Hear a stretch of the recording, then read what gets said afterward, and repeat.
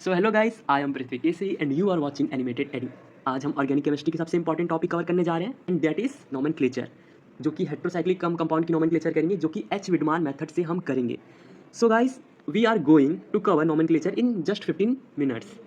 Guys, मैं आपको आज जो बताने वाला हूँ वो आपको केमिकल स्ट्रक्चर बनाने और समझने में हेल्प करेगा। आप जब एच विडमान या हेट्रोसाइक्लिक कंपाउंड नोमेनक्लेचर के बारे में सर्च कर रहे होंगे, इसका मतलब है कि आपको किसी भी हेट्रोसाइक्लिक कंपाउंड की स्ट्रक्चर, मेडिसिन, ड्रग जैसे विटामिन, एंटीबायोटिक्स स्ट्रक्चर समझने और केमिकल नेमिंग करने में आपको दिक्कत आ रही होगी।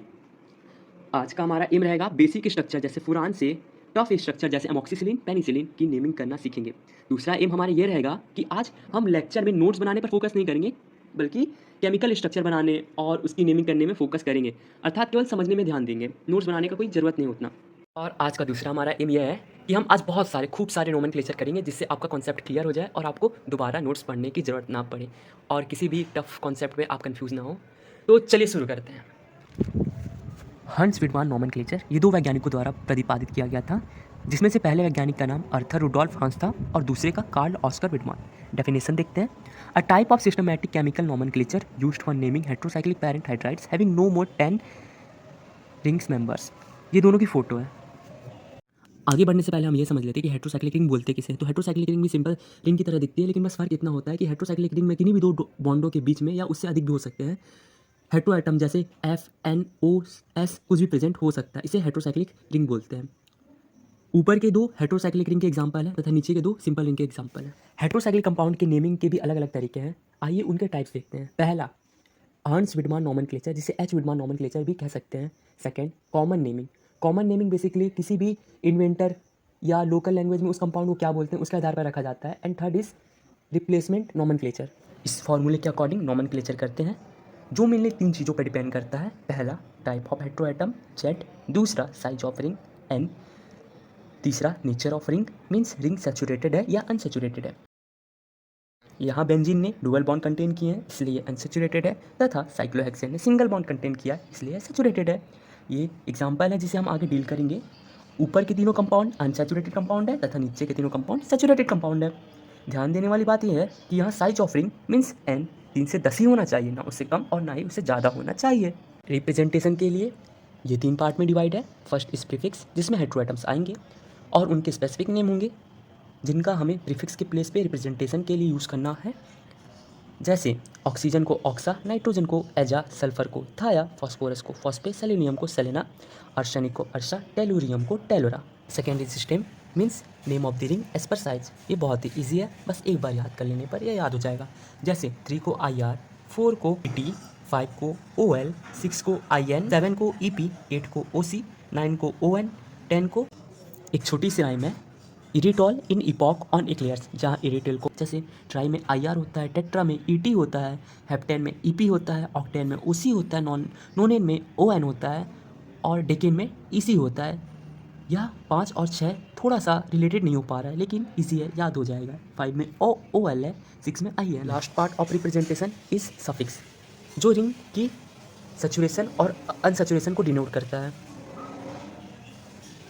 आगे जाने से पहले हम एक चार्ट को देखेंगे। चार्ट को बस एक बार पढ़ना है और उसे बाद में हो सके तो याद कर लीजिएगा, ईजी है। चार्ट की मदद से नॉमेनक्लेचर करना ईजी हो जाएगा और किसी भी फॉर्मूले को याद करने की ज़रूरत नहीं होगी। बस हमें रिप्रेजेंटेशन के स्टेप्स याद करने हैं और मैं कुछ आपको रूल बताऊंगा, बस उसे रीड करना है, आपसे नॉमेनक्लेचर होने लगेगा। आइए इसे एक एग्जाम्पल की मदद से समझते हैं। एक रिंग है जिसकी रिप्रेजेंटेशन करते हैं। सबसे पहले प्रीफिक्स का मतलब हेट्रोएटम, यहाँ पर ऑक्सीजन जिसे ऑक्सा बोलते हैं। दूसरा है स्टेम, मतलब name of the ring as per size, यहाँ पर 3 बॉन्ड है, मतलब ये आई आर होगा, ट्राई से आई आर। तीसरा सफिक्स मीन्स रिंग सैचुरेटेड है या अनसैचुरेटेड। अब इसके लिए हमको चार्ट देखना पड़ेगा। यहाँ 3 बॉन्ड के लिए इरेन दिया है, अर्थात इसका नेम ऑक्सीरेन हो जाएगा। यहाँ पर हमें रिप्रेजेंटेशन की आवश्यकता नहीं थी, बस हमें हेट्रोएटम को क्या बोलते हैं उतना ही याद रखना था और चार्ट की मदद से हमने नेमिंग आसानी से कर लिए। जैसे कि ऑक्सीजन को ऑक्सा बोलते हैं। यहाँ आपको दिख रहा है कि 3 मेंबर्ड रिंग है, डुअल या ट्रिपल बॉन्ड नहीं है, तो ये सैचुरेटेड होगा। 3 मेंबर्ड में आई आर लगता है तो ई आर हो जाएगा। और सैचुरेटेड अनसैचुरेटेड के लिए चार्ट में रूल दिया है, जैसे कि सैचुरेटेड के लिए एन लगता है तो आई आर एन हो जाएगा। और ऑक्सा तो बोलते हैं, तो पहले नंबर में आ गया ऑक्सा, दूसरे नंबर पर आ गया इर और तीसरे नंबर पर आ गया N, oxirene. It's so easy. अब आपके मन में ये सवाल आ रहा होगा, सर यहाँ से ए कहाँ गया? तो फ्रेंड्स, यहाँ तो हमने नेमिंग करना सीख लिया है। अब कुछ रूल पढ़ लेते हैं जो कि नेमिंग करने में काम आएगा। चलिए, हमने रिप्रेजेंटेशन को रूल नंबर 1 माना था, इसलिए अब रूल नंबर 2 से स्टार्ट करते हैं। So the alphabet A may be omitted from the prefix. जैसे कि कुछ इस रूल में कुछ है ही नहीं, बस ए हट जाएगा नेमिंग को इजी करने के लिए। जैसे कि एग्जांपल है, पहला oxirene, second oxetane, third ऑक्सा ऑनियन। सेकंड में 4 मेंबर रिंग थे, इसलिए टेट्रा से ईटी। और saturated means all bond contain single bond, that's means the ring is saturated, that's why we use N. And the same method applied on third example. Rule number 3, the heteroatoms is assigned portion 1 and the substituents are counted around the ring in a manner so as to give them the lowest possible number. In this example, we have 5-membered heterocyclic ring which is contain thia and aja. Also, it contains one substituent which is methyl. The distance between the thia and aja is similar to the distance between the methyl and thia. By applying this rule, we have to provide lowest possible number to substituents. After numbering, methyl is located in third position and thia and aja is located in first and fourth position. Since the ring is 5-membered and unsaturated ring, we can write 3-methyl thiazole. Second is 5-membered unsaturated ring, and the methyl is located in lowest possible number, which is 2, and thia is located 1 and aja is located in third position. Therefore, its name is 2-methyl thiazine. अब आपके मन में ये सवाल आ रहा होगा कि अगर एक से ज़्यादा हेटेरोएटम्स रिंग में प्रेजेंट हो तब क्या करेंगे। तो हमने उसे आगे बताया, हम उसे आगे स्टडी करें। कुछ इंपॉर्टेंट पॉइंट देखते हैं। First, when more than one similar heteroatom present in saturated or unsaturated cycle, in this condition we use for 2 di, for 3 tri, for 4 we use tetra. Also we mention number if required. For example, in this structure, we have 2 oxygen means oxa and the ring is unsaturated. First of all, we write number.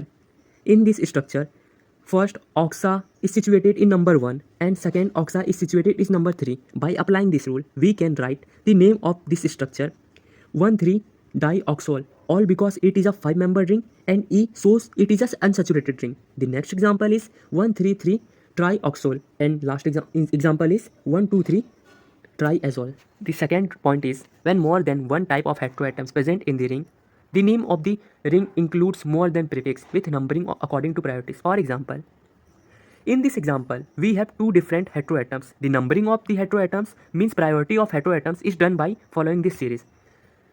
Mostly used heteroatoms is FOSN, means F is bigger than O is bigger than S is bigger than N.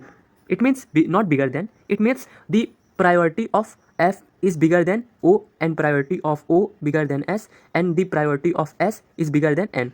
You must have remembered this priority series. And the name of heterocyclic compound is 1,3-oxazole. And in next example, we have 3 bromo substituents and 2 heteroatoms. We can write tribromo 1,3-thiazole. And the next example, we have 3 heteroatoms in 5-membered ring. We write first number to the thia and the third and fourth number to the aja. And the ring is unsaturated. Because the ring is unsaturated or 5-membered ring, we can write the end of the name OLE according to this chart. The name of the structure is 1,3,4-thiadiazole.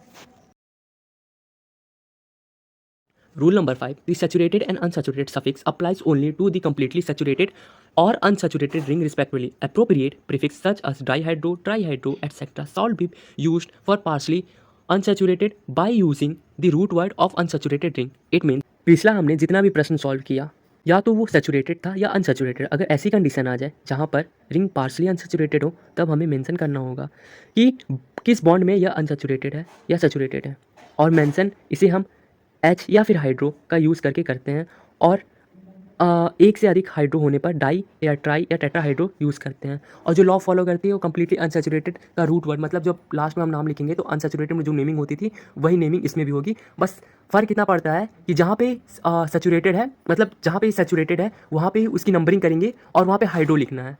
In this example we have fully unsaturated ring and the second example we have partially unsaturated ring is called 2-hydra-3-hydra-oxole, and the third example is 1-hydra-azepine because the aja is unsaturated and the number of aja is 1.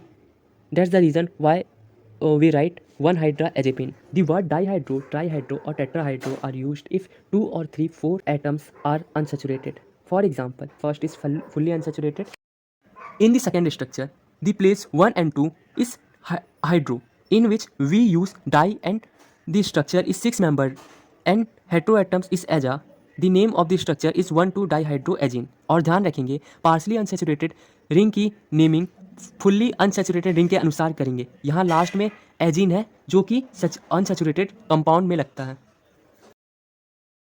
For fuse system benzo fused compound, इसका मतलब ये है कि जो rule number 6 है ये बताएगा अगर ऐसे कंपाउंड आ जाए जो बेंजीन से फ्यूज्ड हो तब उसकी नेमिंग कैसे करेंगे. कुछ स्टेप्स हैं जो पढ़ने में समझ नहीं आएंगे, हम एग्जांपल से देखेंगे तब आपको समझ में आएगा. जैसे कि पहला prefix benzo, letter in square brackets indicating portion of function. Third, name of the heterocyclic ring. In this structure furan which is shown by red colour fused by benzene. Right name of the bond of every bond alphabetically. For example A, B, C, D, E.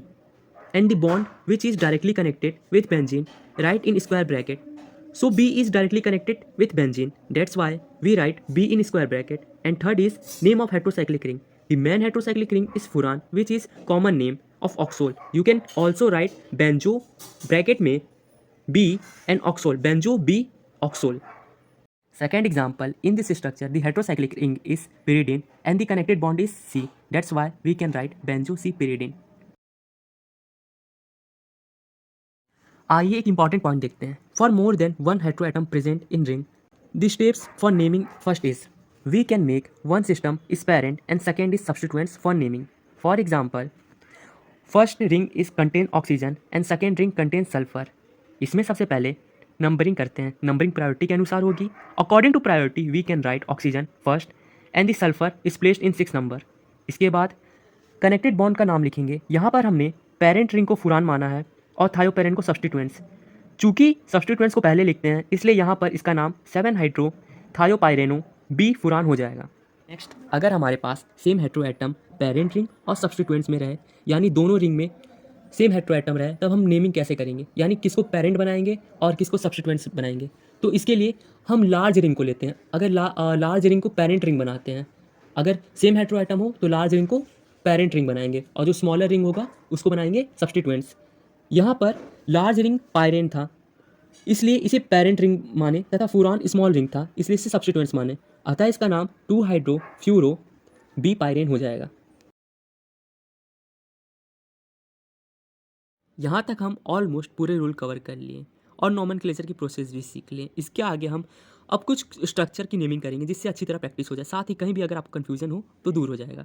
यहाँ पर chart ऊपर की ओर show कर रखा है जिसकी मदद से जल्दी जल्दी नेमिंग करेंगे जिससे आपको देखने के बाद तुरंत नॉमेनक्लेचर कर सकेंगे. और नीचे की ओर रिप्रेजेंटेशन कैसे करना है वो दिया है जिससे आपको कहीं भी कन्फ्यूजन ना हो. पहला स्ट्रक्चर देखें तो यह 3-मेंबर सैचुरेटेड रिंग है. चूंकि हेटेरोएटम ऑक्सा है इसलिए इसका नाम ऑक्सीरेन हो जाएगा. सबसे पहला क्वेश्चन हमने इस ऑक्सीरेन को सॉल्व किया था इसलिए मैंने सबसे पहले ऑक्सीरेन ही डाला. राइट साइड में चार्ट शो हो रहा है, अगर आपको नहीं बनता है तो आप इसे देख सकते हैं. यहाँ 4-मेंबर सैचुरेटेड रिंग है और हेटेरोएटम ऑक्सा है इसलिए इसका नाम ऑक्सा इटेन हो जाएगा. ये 5-मेंबर सैचुरेटेड रिंग है. चूंकि हेटेरोएटम ऑक्सा है इसलिए इसका नाम ऑक्सा ओलेन हो जाएगा. ये 6-मेंबर सैचुरेटेड रिंग है. चूंकि यहाँ भी हेटेरोएटम ऑक्सा है इसलिए इसका नाम ऑक्सेन हो जाएगा. ये 7-मेंबर सैचुरेटेड रिंग है. चूंकि यहाँ पर हेटेरोएटम ऑक्सा है इसलिए इसका नाम ऑक्सा पेन हो जाएगा. यहाँ पर 8-मेंबर सैचुरेटेड रिंग है. चूंकि यहाँ भी हेटेरोएटम ऑक्सा है इसलिए इसका नेम ऑक्सोकेन हो जाएगा. यहाँ पर हमारे पास 9-मेंबर सैचुरेटेड रिंग है और हेटेरोएटम ऑक्सा है इसलिए इसका नाम ऑक्सोनेन हो जाएगा. लास्ट यहाँ पर हमारे पास 10-मेंबर सैचुरेटेड रिंग है और हेटेरोएटम ऑक्सा है इसलिए इसका नाम ऑक्सा इकेन हो जाएगा. अगर कहीं भी कन्फ्यूजन होता है तो आप प्लीज़ एक बार चार्ट देखिए, किनारे में चार्ट शो होगा, एक नज़र बस देखिएगा आपको समझ में आ जाएगा मैं क्या बोल रहा हूँ. और नेमिंग शो हो ही रही है नीचे तो आपको कहीं भी कन्फ्यूजन नहीं हो रहा होगा मे भी. यहाँ तक हमने ऑक्सा की 3 to 10-मेंबर रिंग की नेमिंग आसानी से कर ली. आगे कुछ क्वेश्चन सॉल्व करेंगे, मीन्स नॉमेनक्लेचर करेंगे जो थोड़ा सा टफ है. एक्चुअल में टफ नहीं है, बस तो आपने देखा नहीं है तो थोड़ा सा ऐसा कन्फ्यूजन क्रिएट हो सकता है, लेकिन ईजी है, आराम से हो जाएगा. ये इंपॉर्टेंट स्ट्रक्चर है और एक्सेप्शन भी है इसलिए ये इंपॉर्टेंट हो जाता है. चूँकि एक्सेप्शन नहीं है, ये बस नेमिंग इसकी नेमिंग का तरीका अलग है इसलिए एक्सेप्शन बोल दिया गया. यहाँ पर हम चार्ट को ध्यान से देखें तो लास्ट में नाइट्रोजन के लिए स्पेशली 3-4-मेंबर रिंग के लिए नेमिंग अलग दी गई है इसलिए इसमें वही यूज़ करना है. चलिए इसका नॉमेनक्लेचर करते हैं. Since it is a 3-membered saturated ring and heteroatom is aza, with the help of chart we can say that aza plus iridine it's aziridine. Next is 5-membered saturated ring and thia is a heteroatom. It means the name of the ring is thiolane. Next is a 6-membered saturated ring, and thia is a heteroatom. It means the name of the ring is thiane. It is 4-membered saturated ring in which two substituents located in number 2 and the heteroatom is thia. The name of the ring is 2,2-dimethyl thietane. It is a 5-membered unsaturated ring and heteroatom is thia. The name of the ring is thiophene.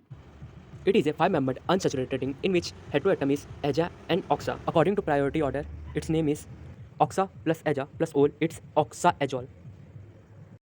According to priority order, we take thia first. The name of the ring is thiazole. It is a 5-member unsaturated ring in which aza is located in number 1, 2 and 3. Therefore, the name of the ring is 1, 2, 3 triazole. Similarly, it is also a 5-member unsaturated ring in which aza is placed on number 1 and 2 and 4. The name of the ring is 1, 2, 4 triazole. In this structure, aza is placed on number 3 and 4 and oxa is placed number 1 by applying priority order, and ring is 5-membered and unsaturated. Therefore, the name of the ring is 1, 3, 4 oxadiazole. Similarly, यहाँ थाया है इसलिए इसका नाम 1, 3, 4 थाया diazole हो जाएगा. It is a 5-membered unsaturated ring. The aza is located in number 1, 2 and 3 and 4. Therefore, the name of the ring is tetraazole. It is a 9-membered unsaturated ring in which heteroatom is aza and the name of the ring is azocine. Similarly, it is a 9-membered saturated ring in which heteroatom is aza and the name of the ring is azokane. Also, you can write 1-hydroazokane. It is a 9-membered heterocyclic saturated ring in which heteroatom is thia and the name of the ring is thiokane. Guys हमें video ना यही रोकना पड़ेगा कि already 15 minute से ज़्यादा हो गए हैं और मैंने स्टार्टिंग में ही बोल दिया था कि 15 मिनट में अपन पूरे कॉन्सेप्ट क्लियर कर लेंगे. एक्चुअल 15 मिनट में अपन पूरे कॉन्सेप्ट क्लियर हो गया, बस 5-6 मिनट एक्स्ट्रा बढ़ गए क्योंकि अपन क्वेश्चन प्रैक्टिस करने लग गए. एक्चुअल देखा जाए तो 15 मिनट अपन कर ही लिए थे, पूरा चीज़ समझ ही गए थे. मैं सोच रहा था गाइस वीडियो अभी यहाँ पर एंड करते नहीं, वीडियो बहुत ज़्यादा लेंथी हो जाएगा, आपको ही बोर लगेगा. इसलिए मैं ना एक सेकेंड पार्ट लाऊंगा जिसमें अप्रॉक्सीमेटली 50 क्वेश्चन रहेंगे जिसे प्रैक्टिस करेंगे अपन, और इतने छोटे छोटे नहीं, कुछ बड़े बड़े भी रहेंगे और कुछ ड्रग के भी नेम रहेंगे, उसको भी मैं बताऊंगा. जैसे एमोक्सिसिलिन हो गया, पेनिसिलिन हो गया और आपका थायामीन का विटामिन क्या क्या क्या क्या तीर तूफान होता है, सब बताऊंगा उसमें. सो गाइस यहाँ आज इसको एंड करते हैं वीडियो को. अगर आपको अच्छा लगा होगा, अगर कुछ सीखने को मिला होगा तो प्लीज़ लाइक करिएगा, सब्सक्राइब करिएगा. अगर कहीं भी गलती होगी मेरी, क्योंकि पहला वीडियो है, कहीं पर क्या गलती कर दिया होगा मुझे खुद नहीं पता होगा, तो अगर कहीं भी गलती होगा तो प्लीज़ कमेंट करके बताइएगा.